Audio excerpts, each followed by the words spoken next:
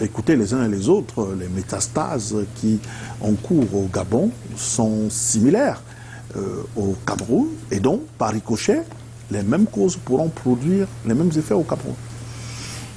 Bouba, je suis très amusé, excusez, ce n'est pas parce que je méprise les uns les autres, de la manière dont M. Macron tente de justifier le fait qu'il ait eu apporté critique à son aîné.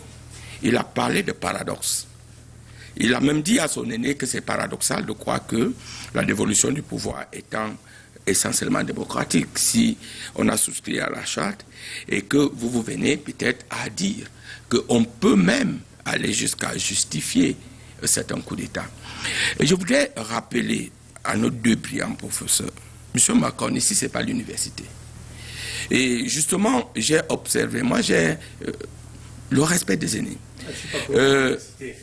Vous êtes docteur peut-être en passant. Professeur de lycée. Bon, professeur de lycée. Quand l'aîné a dit, il faut bien suivre les gens.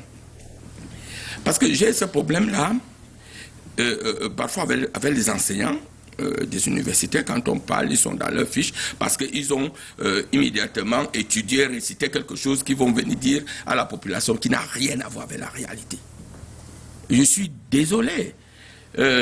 Vous nous avez cité quelques articles concernant cette charte. J'aurais souhaité que vous partiez article par article et dites ce que le gouvernement camerounais ne fait pas. Parlant de pourrissement, je suis encore ahuri. De quel pourrissement s'agit-il? De quel pays? Le mien ou peut-être un pays que vous inventez peut-être pour expliquer, pour satisfaire vos fantasmes intellectuels? Je ne suis pas d'accord. Le Cameroun n'est pas le Gabon. Et le niveau de pourrissement tel que vous êtes en train de dire, vous ne vous basez sur aucun levier. Tous les leviers que vous avez cités, que ce soit sur le plan démocratique, que ce soit sur le plan des droits de l'homme, que ce soit sur la lutte contre la corruption, on ne peut pas quand même mettre du côté tous les efforts que le président Paul Biya a fait depuis qu'il est président de la République, en ce qui concerne la démocratie, en ce qui concerne les droits de l'homme, en ce qui concerne la lutte contre la corruption. Parlons de la lutte contre la corruption. Vous pouvez me citer un seul pays en Afrique centrale qui aurait mis autant des hauts responsables de la République, du secrétaire général de la présidente de la République au Premier ministre, en passant par les ministres et directeurs généraux, en prison pour les problèmes de corruption? Je n'en sais pas, je n'en connais pas. Alors, il faut quand même que quand vous venez ici, là, quand vous voulez satisfaire peut-être une certaine frange de la population, je ne sais pas, certains partis politiques, que vous, en tant qu'universitaire, que vous restez totalement neutre dans l'analyse qui doit être objective. Alors, j'ai dit, il n'y a pas de pourrissement au Cameroun, il n'y a que des avancées qui s'opèrent au jour le jour. Le Cameroun n'est certes pas parfait, que ce soit sur le plan démocratique, que ce soit sur le plan économique. D'ailleurs, me demanderais-je vous, aujourd'hui la première puissance du monde, les États-Unis, ont encore les problèmes de démocratie, d'autant plus qu'un ancien président, aujourd'hui, est traduit dans les tribunaux. Pour, dit-il, disons-t-on, il a tenté lui-même de vouloir mettre en cause les élections. Alors, on ne peut pas dire qu'on a tout fait. Nous n'avons pas la prétention dans le RDPC de dire que le Cameroun est totalement fini, que tout est fait. Nous avons la prétention quand même de dire que nous faisons, nous avançons, mais que le Cameroun de 1982 n'est pas le Cameroun de 2023, Bouba. Et que l'expression démocratique, avant, souvenez-vous, je parle sous le contrôle de l'aîné. Est-ce que vous croyez vraiment qu'en 1965, M. Macron aurait eu ce langage, ces critiques de l'ancien régime et rester au niveau là où il est? Non. Il faut donc dire qu'au moins, sur cette liberté de ton, le Cameroun a avancé.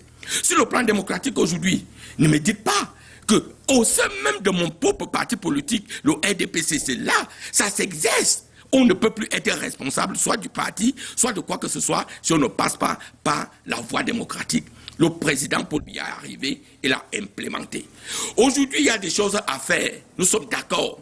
Nous devons tous travailler pour que ça avance. Mais si nous venons, vous les universitaires, au lieu d'être neutres, vous venez avec des partis pris. Vous nous dites toutes les leçons de droit comme si nous devons prendre les bics pour recopier alors que ça n'a rien à voir à ce que nous sommes en train de vivre. Vous croyez vraiment que c'est M. Soulé, ou bien l'aîné, ou bien Lucien Bidima, nous prendrons le bic pour se mettre à recopier, à dire les phénomènes juridiques? Qu'est-ce que cela a à voir avec le cas que nous sommes en train de traiter? Le cas que nous traitons est d'abord éthique, Bouba, avant d'être moral, avant d'aller même au niveau démocratique. Éthique, pourquoi?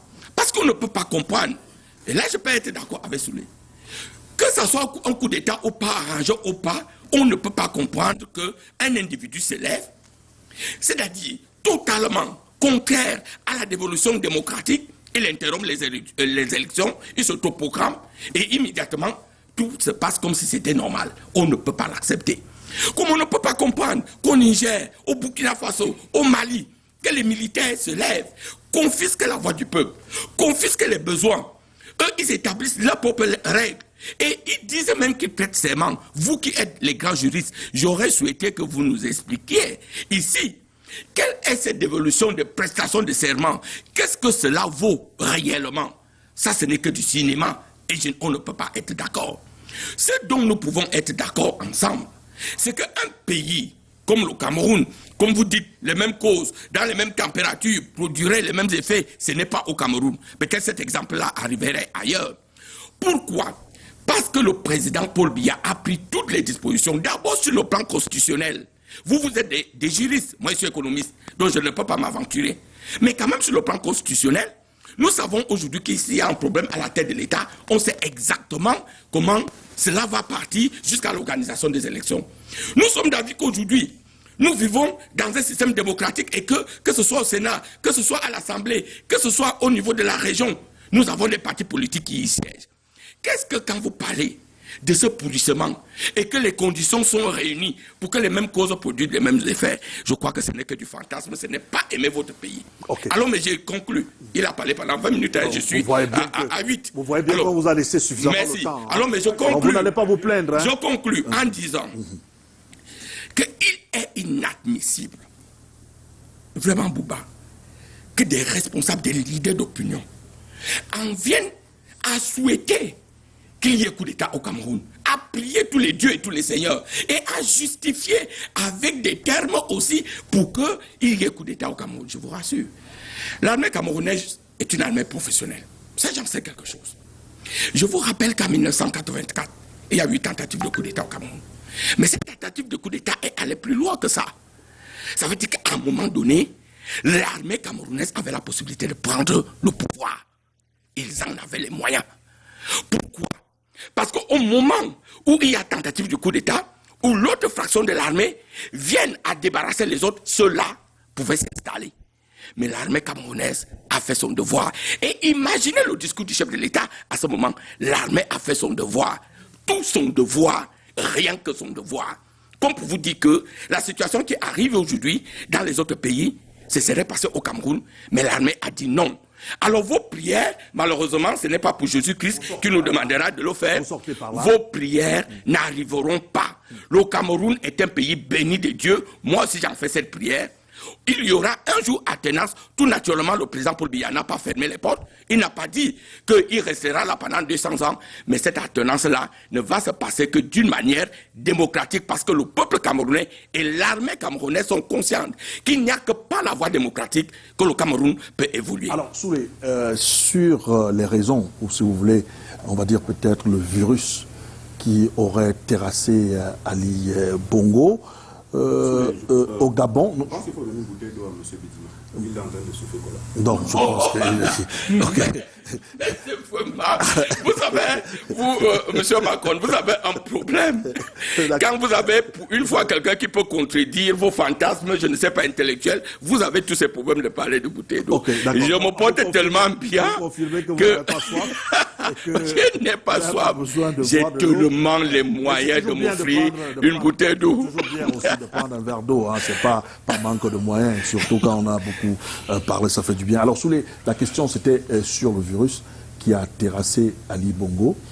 Est-ce que ce virus-là peut infester ou alors contaminer les autres États? On n'est pas forcément sur le Cameroun, mais on essaye de voir les raisons, on essaye de voir les faits qui ont contribué à ça. Est-ce que ça peut être contagieux? Bien sûr. Vous savez